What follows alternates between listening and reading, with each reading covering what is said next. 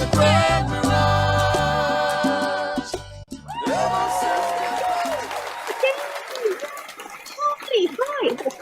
I'm Alison Arngrim, and this is the Alison Arngrim Show.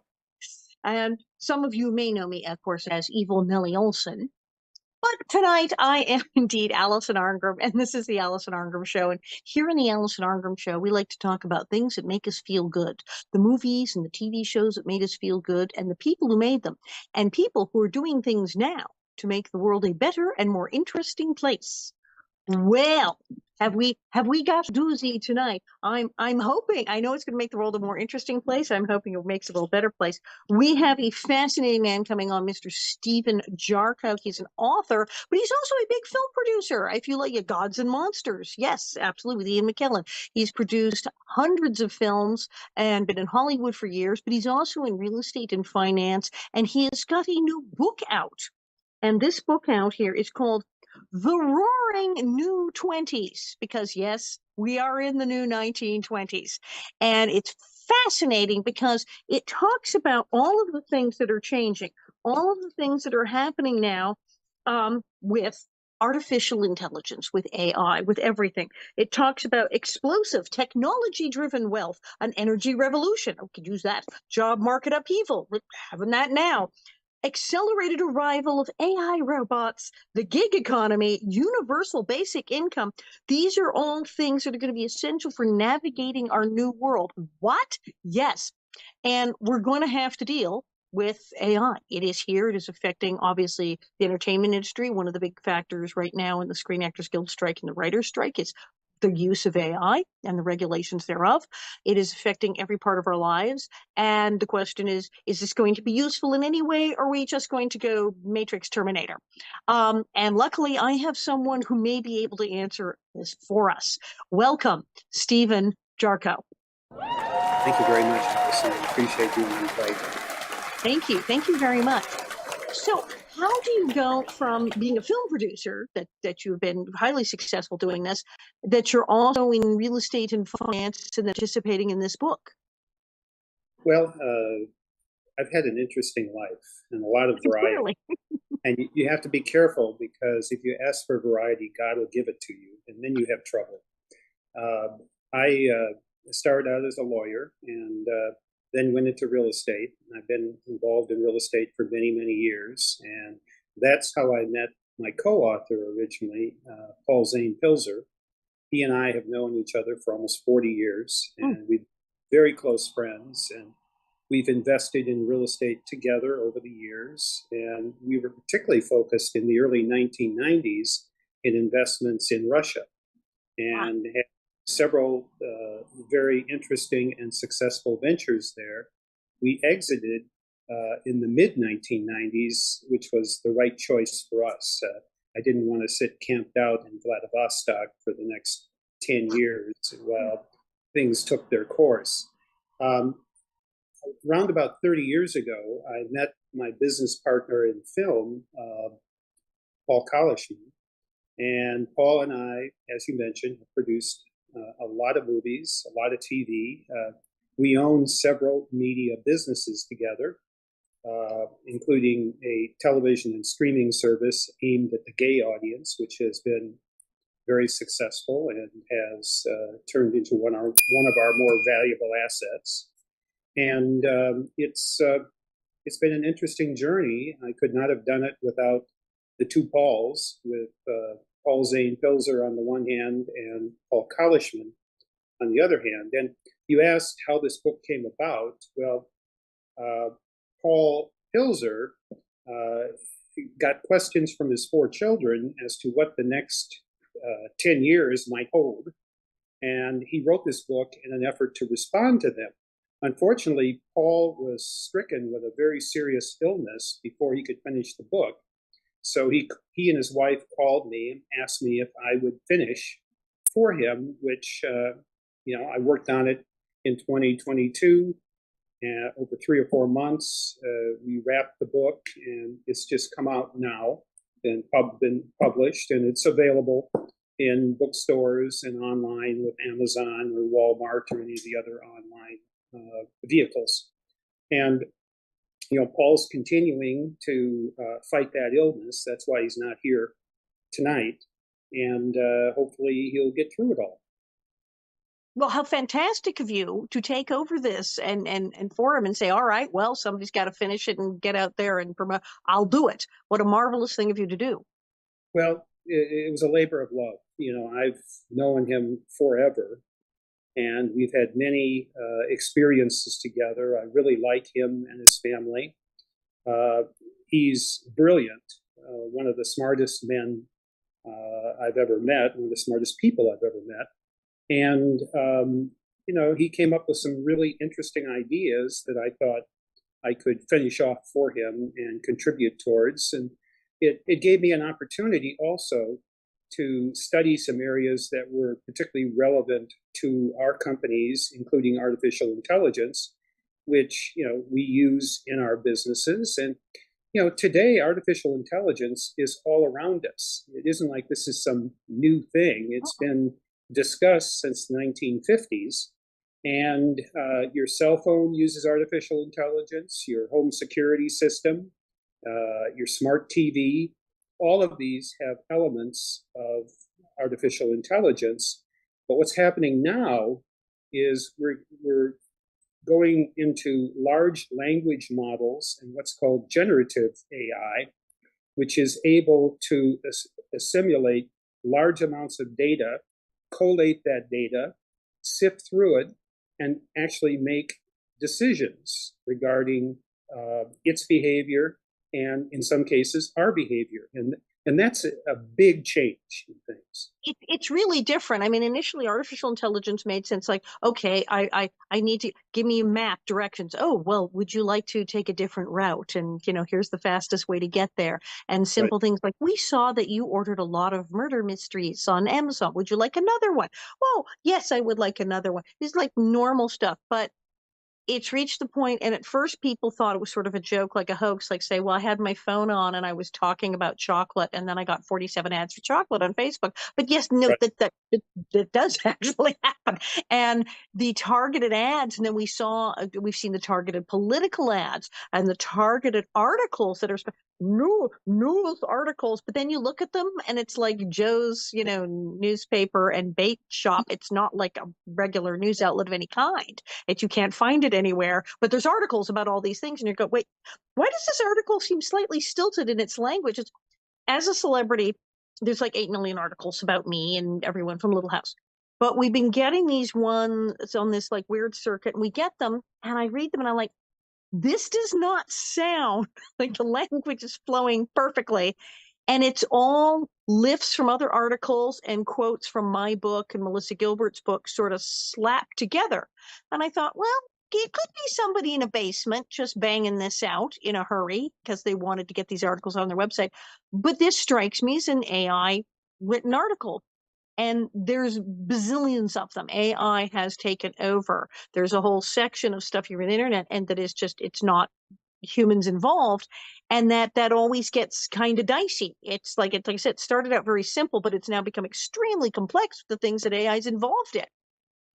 Well, social media is a crude form of artificial intelligence, and we see how that has affected all of our lives, and in many cases, the corrosive effect that has had on the national dialogue and on the addiction of young people and the disinformation that's out there. So, that's just the tip of the iceberg in terms of body image for young women is one in there to throw in too, that a lot of the stuff on social media are the impossibly thin models, for example, and you have a lot of young people developing eating disorders that are looking at this, and it's right.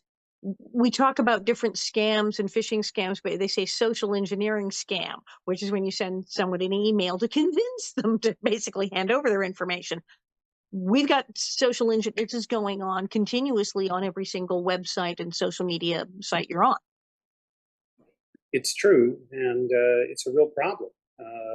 And I think it's contributed to the fact that we're a less civil nation. We're not as kind to one another because we have, particularly young people, have these things being screamed at them all the time.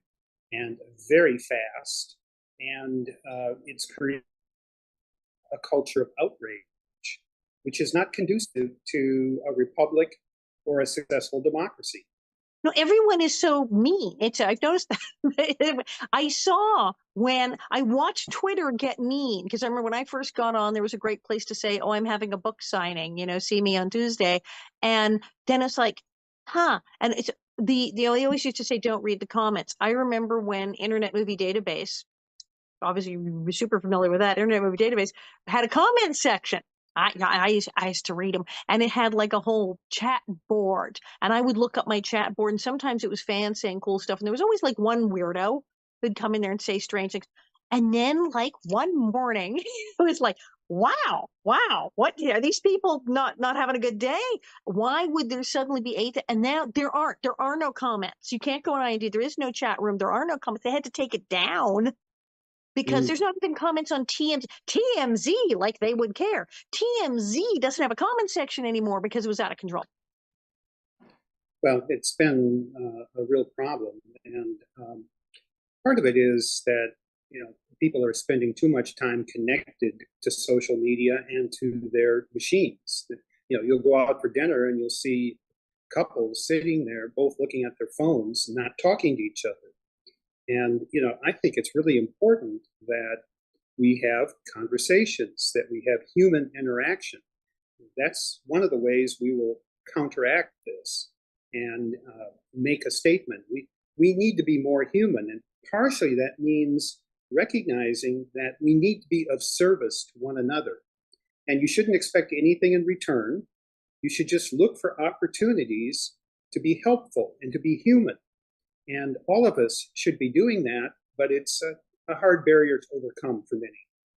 Now that's an amazing thing that I'm hearing. I'm like, yeah, because yes, the thing I believe. I'm sort of amazed because when I see like the focus of the book, it has the tone of a book for people who want to get wealthy and wish to invest in real estate and other things and make a lot of money. And to then hear you say quite rightly, we need to connect as human beings and we need to be of service to one another. How does that mesh with getting rich in real estate? Well, if you read the book, we have a chapter on gross national happiness, which came about because of the Principality of Bhutan that thought they should measure that rather than their gross domestic product, or at least measure both of those. And people are not very happy right now. And ultimately, that's what life is all about, having a positive outlook, overcoming challenges. I mean, all of us have adversity. We need to be resilient.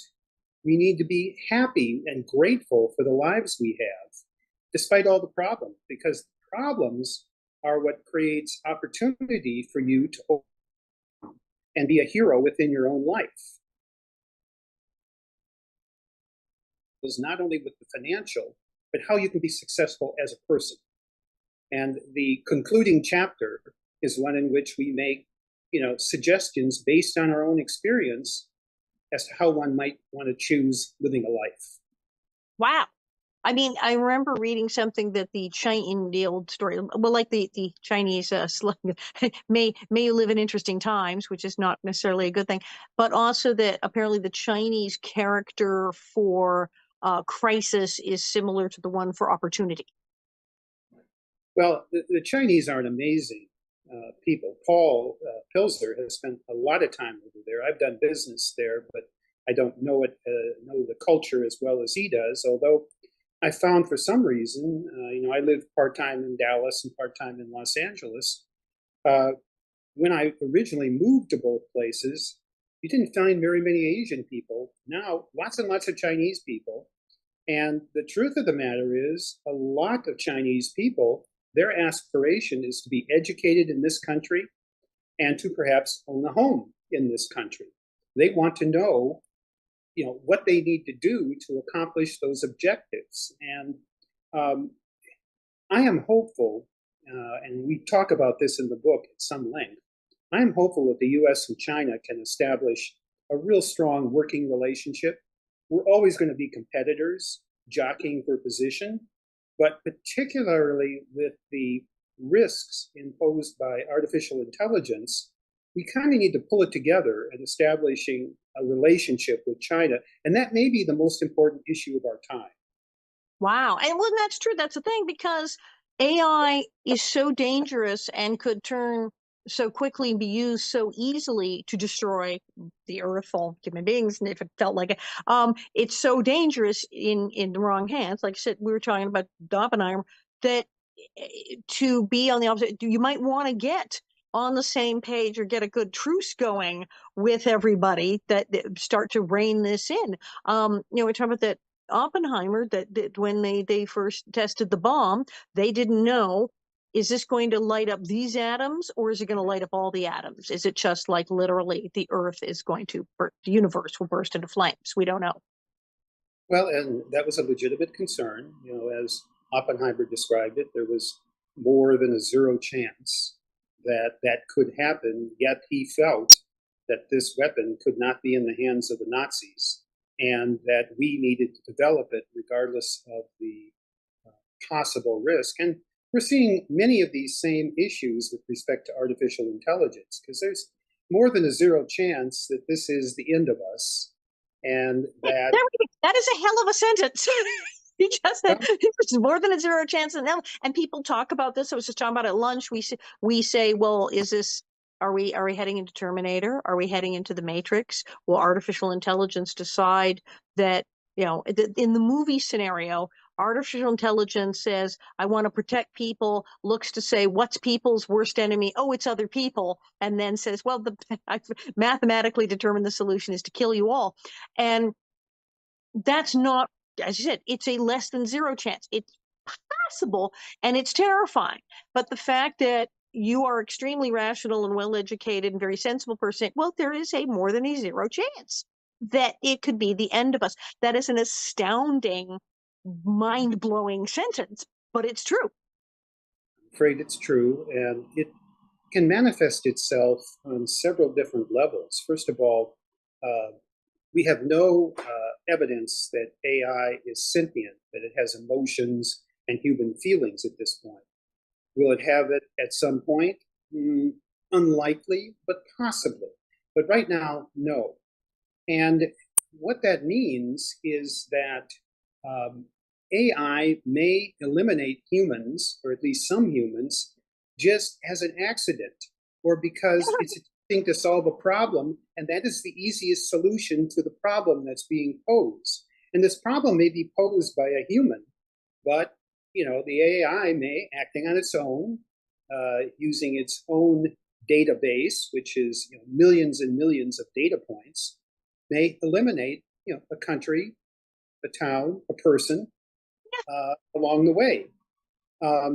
In addition, there's going to be, despite the fact that most of the major technology companies and the biggest companies in the world and in the U.S. are touting AI and spending a lot of time and money on it, but and they all are trying to set guardrails. They've gone to the White House and explained that they're concerned about this. They want to do the right thing. There are several trade organizations that have been set up. However, they're all competing, and they all want to succeed, and that's going to result in AI pushing forward very aggressively. Where we're seeing that in particular and dangerously is in the military, because we are approaching the point where we may have autonomous weapons systems where AI makes the decision to kill.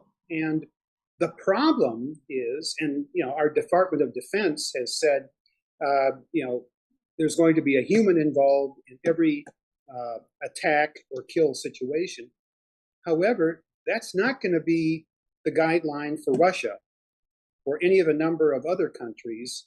And one of the reasons that we prevail as an economy and as a republic is because of our strong military. And I would be surprised if our military would choose, and the Department of Defense would choose to cede that first mover position to a autocracy or a dictator or a despot. So I think our military will have no choice, perhaps, than to go forward with, very sophisticated autonomous weapons systems, and that will entail a lot of danger as well. That's horrifying. Again, I mean, saying that, yes, that they're saying, no, we need to keep a human in the mix because this is such an insanely terrifying bad idea. But then going, what are we going to do? Because we know that all these other countries would go, yeah, sounds good to me. Oh, do we Right. need a human? Yeah, let's just fire up the robot. And that they don't mind. And then that would be insanely dangerous. So what do we do? And what little I've seen of AI, okay, I'm not an expert on this, but obviously I run into it every day with social media. So I go, yep, that's artificial intelligence. I've seen articles where people have done little experiments where they asked AI little writing programs, little chat things saying, okay, write me about this. And the enormous flaws, like it's not there yet. Like you said, no, it's not sentient yet. It doesn't have emotions. There was one scientist who said, I think the thing I'm talking to has emotions. And they're like, nah. But it's not there yet. There was one, it was a marvelous example. It was cute. It was funny, at least. The guy gave it a list of books. He asked this chat bot that he was talking to, he said, give me a list of books on this topic. And it was some academia thing. Just give me a list of books on this specific topic. Unfortunately, being literal minded, he didn't say to the literal minded machine, give me a list of books that are actually are in existence and were actually published by actual people. It just give me a list of books. Got back a list of 12 books, all very nicely done, that all sounded great. 3 of them were real. The rest of them, they were completely made up. They all sounded like great titles. He said it was kind of funny. Some of the titles were like, somebody should write that. That's really good. The authors all sounded like legitimate authors, had names similar to people in the field. And it was like by doctors, and there were all these great titles.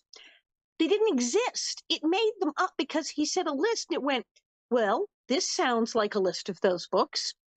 A couple of them were real randomly, but it just went. I said AI is like a kind of really dumb boyfriend that tells you what you want to hear. Well, there's an aspect of that. By the way, some people have found that their most important relationship is with AI. They really enjoy having that relationship and asking AI questions, and that has replaced a human relationship for them, which is, to my mind, kind of weird.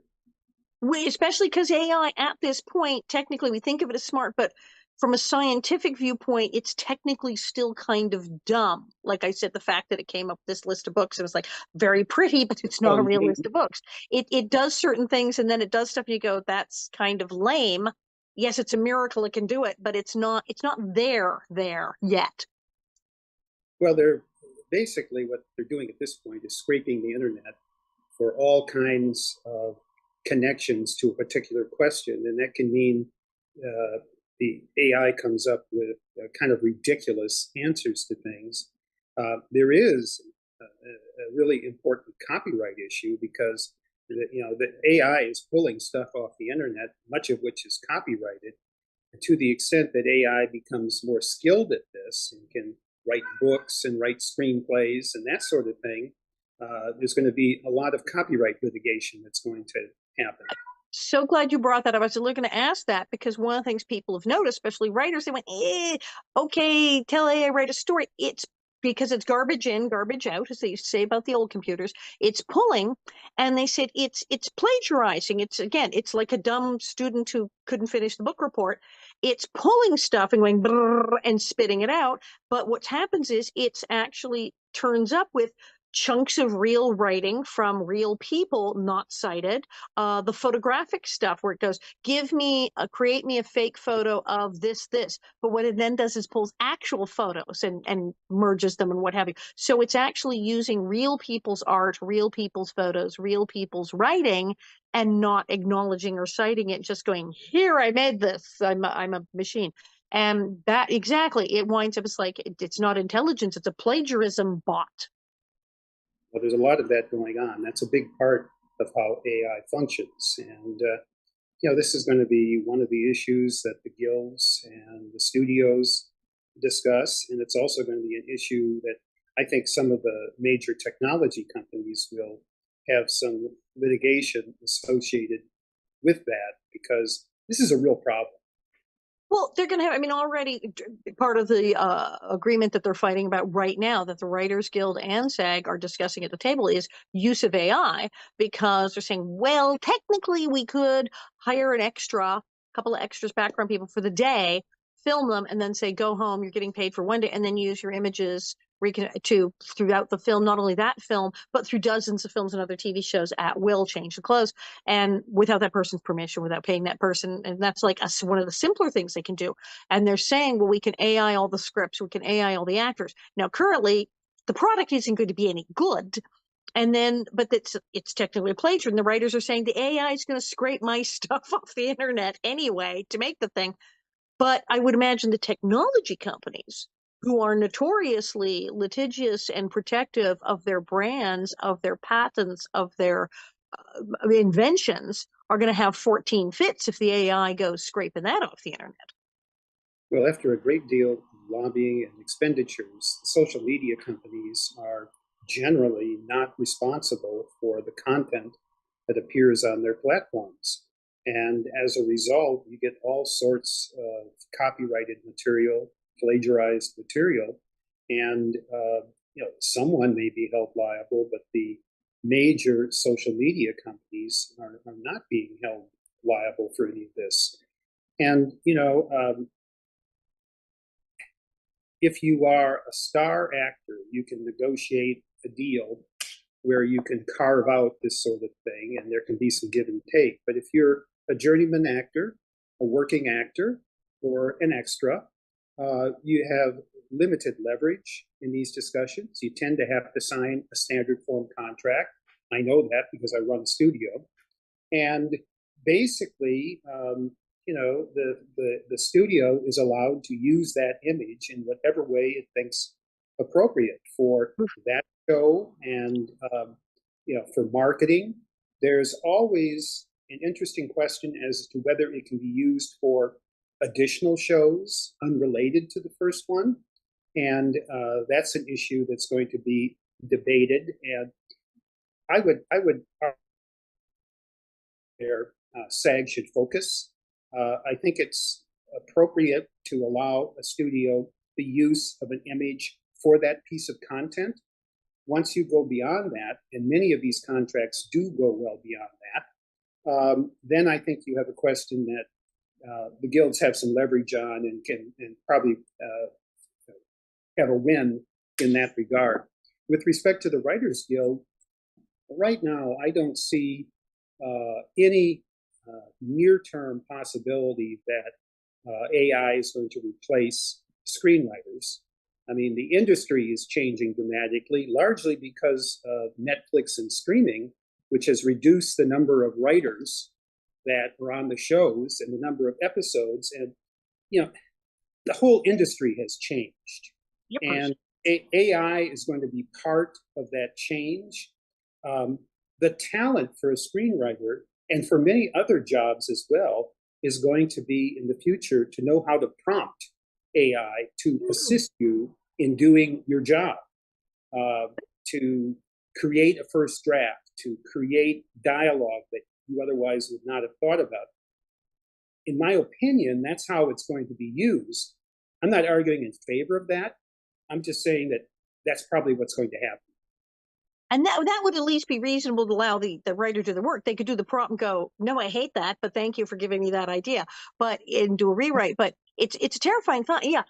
The Newell contracts in the old days before there was any of this AI were that we get to use your image we can make a trailer of the film, we can put you in the poster of the film, we can market the film. Absolutely. So you signed that standard, that the flyers, the lobby cards, that was included, that marketing the film. And you can use it like, on NBC Tonight and a bunch of images of the person. Great. But yeah, and big stars, yes, if you're the estate of Carrie Fisher, where you can have to bring them back, make them younger. But those are all big stars who negotiated and they all got paid. A check was written. They didn't just go, well, we have the image, we get a new. So Exactly. The stars can say, yeah, you can totally alter my image and you can do all this stuff, but you'll be writing me a check for that. Thanks.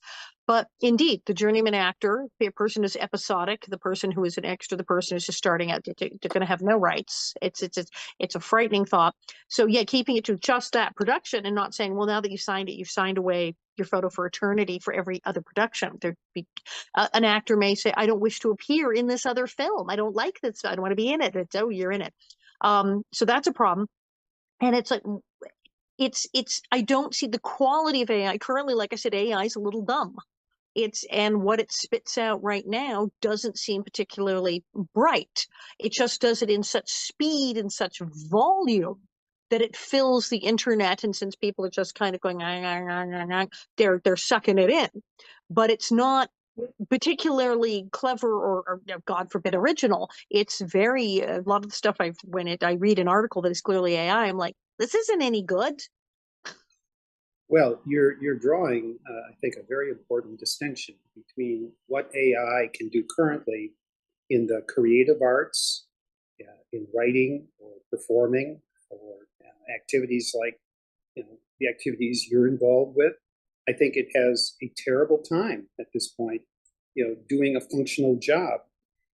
That is very different from all of the scientific research, all of the infrastructure applications, the medical applications of AI, which to this point have been extraordinary and are going to accelerate. We're rapidly reaching the point where AI is going to assist doctors in diagnosing, serious illnesses because they'll have all the data from people all over the world and be able to, provide the doctor or doctors with a distilled, focused evaluation of what's going on. The doctor can reject that or accept it, but at least he or she is going to have all the data necessary to make a decision. And there are many, many other areas that AI is really performing incredible functions. And, most of our book, believe it or not, is very optimistic about the future. We think artificial intelligence is going to add to the wealth of our nation and people worldwide considerably. Unfortunately, it's not going to be distributed equally. And there are a lot of jobs that are going to be restructured or even eliminated. Interestingly enough, those at the lower end of the income spectrum, those who work with their hands and their backs, arguably may be less affected because AI is not going to replace those sorts of functions. What it's going to replace is middle management, data analysts, some lawyers, accountants. It's going to make those jobs so much more efficient that we just won't need as many people or as talented people doing those functions. It's also going to benefit those at the and well, because they will educate themselves or hire people who are educated in this area, and they'll be able to use AI to their benefit. It's a transition, and that's one of the reasons that in our book we talk about a transition, which we hope will stay in place, which is universal basic income. Now, I was amazed to see that because often that's usually something you think of as like not something that people who are investing in real estate would say, hey, universal basic income might be a good idea. There are people, but you mentioned about the people digging the ditches. Someone commented the other day, said, I hoped it was going to be the robots would dig the ditches and we would create art, not we'd be digging the ditches, the robots would be creating art. That would, we're hoping it'd be the other way around. And medically, I can see where, yes, with AI, you could pull all the data from every obscure rare disease all over the world, things that the doctor might not have encountered in their country or in their patients, and put it all in there so they could say, oh my God, he has this.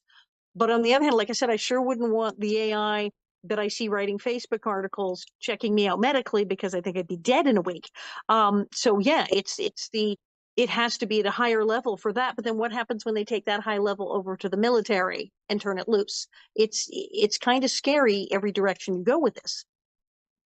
Well, getting back to universal basic income, I think with the restructuring of the economy and structural unemployment that's going to result from the technological advances and from AI. I think we need to have a safety net. And our country does not do a very good job with this. Our social welfare and our medical systems are a bit of a mess and really discriminate against people who are lower income. So I believe that we can replace a lot of that with a stipend that would go to every American, regardless of his or her income or wealth. And I think that that would mean that, you know, there's nothing derived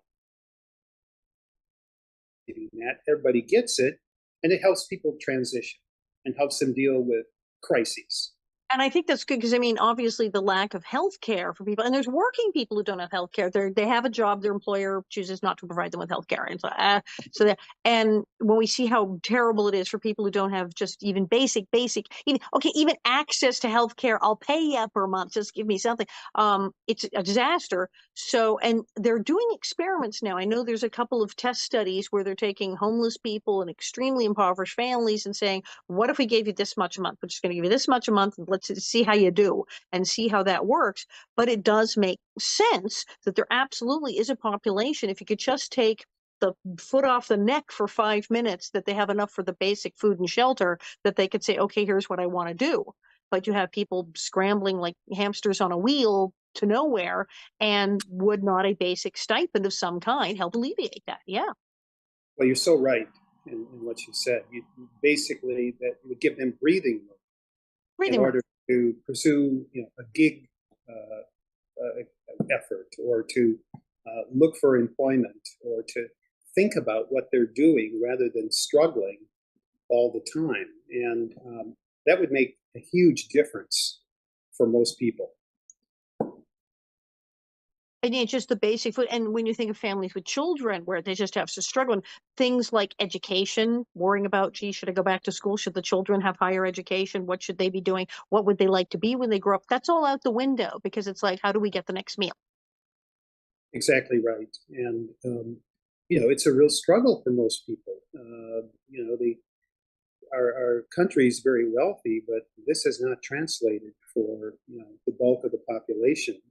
Most people, you know, basically live from paycheck to paycheck, and we need to help in this regard. This is a part of being human, and this is a part of being of service to others. And we need to distinguish ourselves from the machines by our human. And I don't believe that's a weakness. I think that's a strength. How are you like this? I guess I want to ask, there's so many people who are very successful in business, are very wealthy, or want to be, and they generally don't talk about service to others or saying the important thing is to be human. Like, this is how we fight AI, is be more human. I'm not hearing this from a lot of people in your privileged position. Why are you making so much sense, I guess, is essentially my question. Well, I've been a very fortunate person. I've had a really good life. That doesn't mean that I haven't had lots of failures and problems and challenges. You know, I had great parents. They lived into their 90s and died one day apart after being together 65 years. And they were devoted to each other and really gave me an idea of what life could be like. Always working. You know, even in their retirement, they were antique dealers and traveled all over the United States. I had an excellent education at the University of Wisconsin. You know, I have Midwestern work ethic. You know, if I'm not working, I feel a little guilty, like I should be working or doing something that day. And I then had a professor, Jim Graskamp, in my real estate courses, who was a quadriplegic. He had no movement from the neck down. Yet he was perhaps the most famous real estate professor of his era. And even today, his students revered him. He died about 25 years ago. And every day he put up with more than most of us have to put up with in our lives. And after he died, I put together a book of his teachings and writings and about his life called Graskamp on Real Estate. And again, that's the sort of thing that one should do. You should be looking for opportunities, particularly if you're able to meet your basic needs and you've made enough money to be safe from, the outrageous fortunes that affect all of us. If that's the case, then you need to be looking for opportunities to be of service to your family, to friends, and we need to reach out to others to be a good friend. People get very busy with their lives, and they, in many cases, will not reach out to you, but you should reach out to them, and they'll be incredibly pleased to have you do that. They'll be excited by your effort, and you will continue these friendships. And particularly as you get older, as I am, these friendships are so important because, frankly, and I'm experiencing this in my own life, a lot of people around you will get sick. They'll need help. You can be of service to them, but a number of people are going to pass away. They're going to die. And you're going to be left with fewer and fewer people. So it is a job as you get older to create new friendships and also to listen, to seek out people who disagree with your positions on things, not to change them, not to convince them of anything, but simply to listen to what they have to say, because you will always learn something. Well, I mean, you've just described my last couple of months. I've had several friends die in the last few months, and I've been saying, God, it's like half the people I know are in the hospital this week with something. Yes. And a friend of mine, when we were visiting my friend who was very, very sick in the hospital, his friend and I were sitting on the couch. He said, well, when you get to be our age, it's a lot of this. And you can either be there, gesturing to the bed with the oxygen machine, he said, or here on the couch, sitting by it, watching. He said, but you wind up in one of these two locations an awful lot when you get to be our age. And it's quite rough. And it is. And I have been phoning people more, saying, do you want to get together? Do you want to go somewhere? Do you want to go to dinner? Do you want to go to lunch? I was out at lunch with a friend today. I get on the phone because, yeah, having these connections, because nobody lives forever.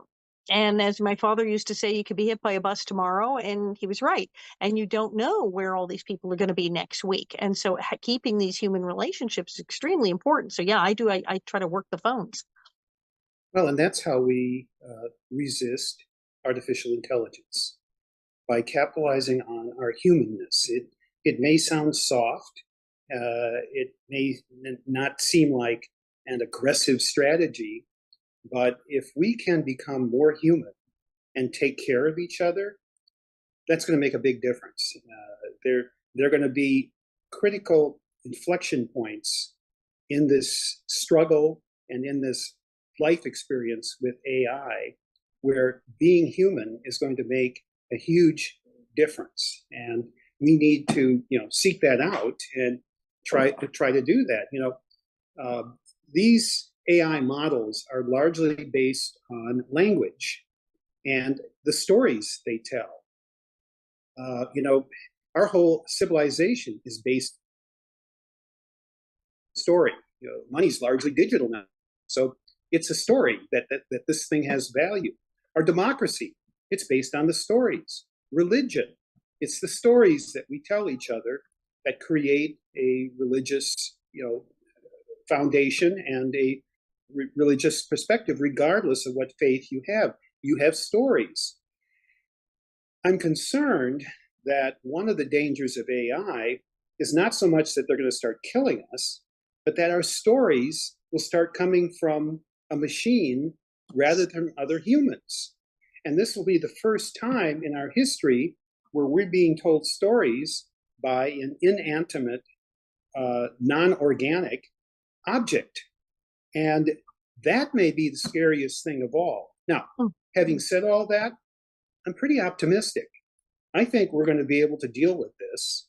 And I think we're going to be able to manage these incredibly difficult problems. And I think we'll end up okay, but we should be very mindful of the dangers.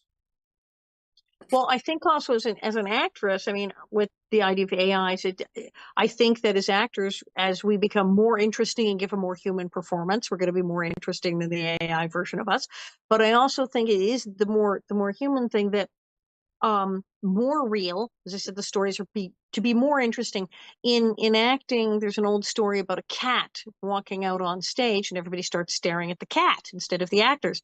And it was Uta Hagen who said, your job as an actor is to be more interesting than the average domestic short hair house cat.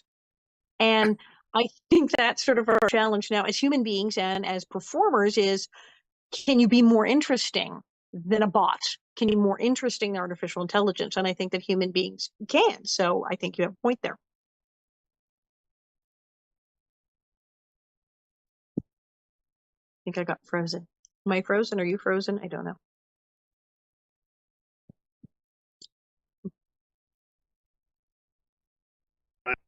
Oh, there it goes. I think you're back. I didn't hear you for a second. Sorry. Okay, well,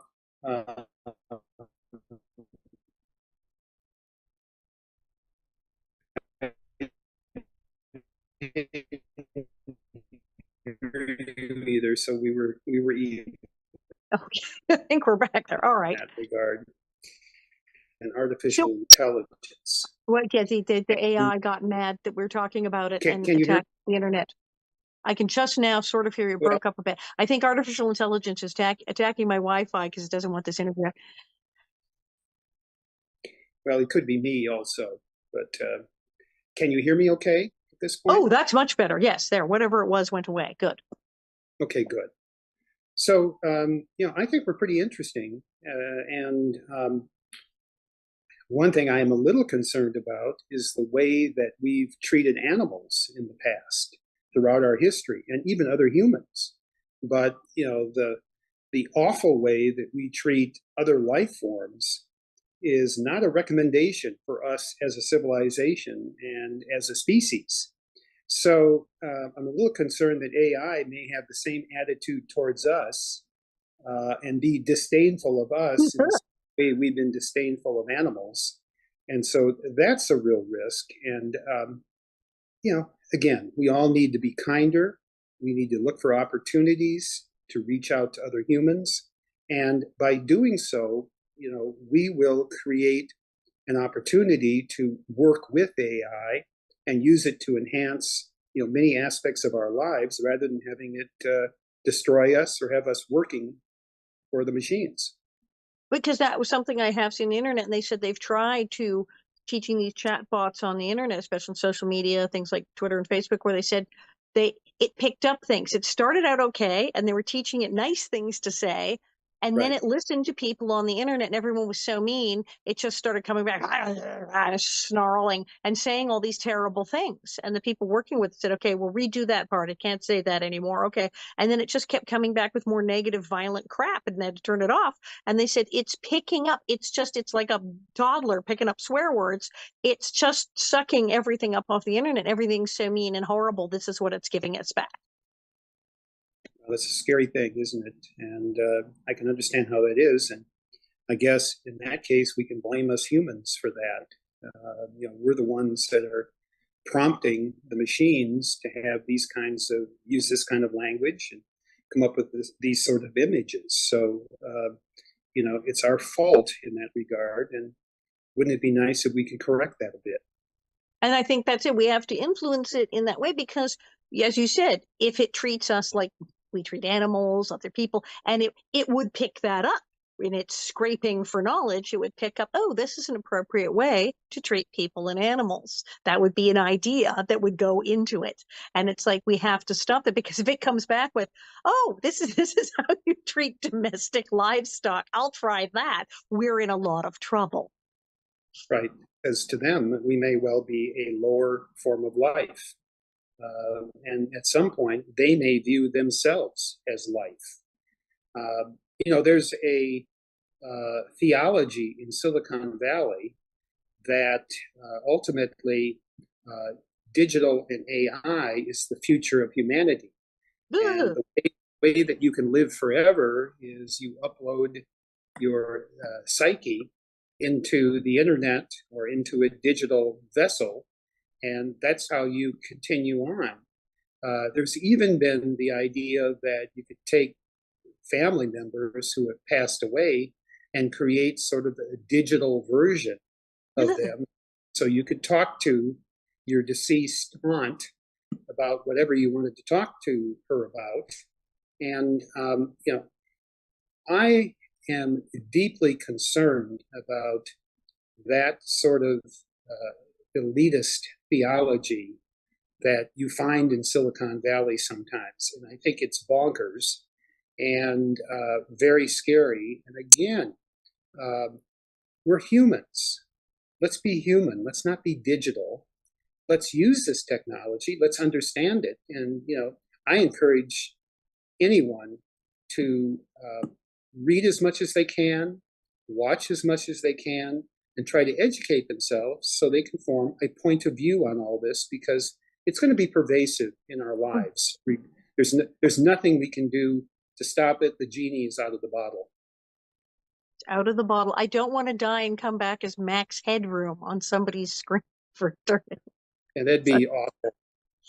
Horrifying. And people talking about like that ultimately, we could upload all our thoughts and things digitally, and then we could download them into a new body. And then that gets at the terrifying thing of really whose body is it we'll be borrowing for that. Yeah, I guess it's Mary Shelley and Frankenstein at that point. It's completely. It's not just the Matrix and Terminator. It's Frankenstein come to life. This I can't say. I don't know if this has been a comforting conversation or more terrifying. But I'm absolutely fascinated by the points you've made and the attitude you're taking towards this, and it's very good. And I think people got to seriously read this book. The book is The Roaring Twenties, and absolutely amazing. And we are stuck. AI is not going anywhere. It is here. It is going to progress, and how it progresses, taking us down the tubes or not, it's going to be on us, clearly. Yes, it is. And we'll see if we're up to the task. Yikes. Okay, never sleeping again. Okay. But thank you. This has been absolutely fascinating. Where can people get the book, and where can they find you on the ghastly internet? Well, they can certainly buy the book in most bookstores, Barnes and Noble, and the independent bookstores. I'm a great fan of independent bookstores and a great fan of books. And then you can buy the book on Amazon, Walmart, and all of the other online services. So it's out there. It's available. Fantastic. And is there a website where people can look you up? And I mean, besides Internet Movie Database, where they can see all your films and all stuff you've done.